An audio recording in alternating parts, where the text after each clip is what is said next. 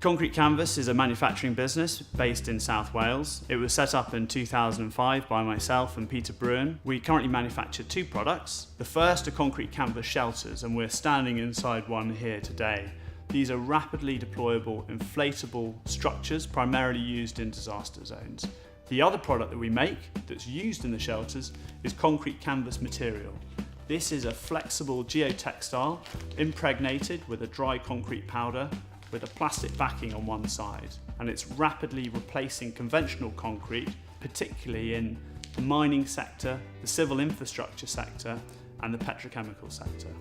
The Welsh Government have been fantastic in supporting our business right from the start. When we moved to South Wales in 2007, they provided capital equipment grant, and that really took the business from pre-production prototypes to a commercially viable operation. In addition to that, we've also received funding in terms of research and development support in the form of SMART Awards. We've had support in terms of consultancy, and finally we've also had support in the form of innovation vouchers, and that's enabled us to improve and develop our production equipment to improve the manufacturing efficiencies. The business has doubled turnover every year for the last 4 years, and we're looking to develop new product variants and bring out new products in the next 2 to 3 years.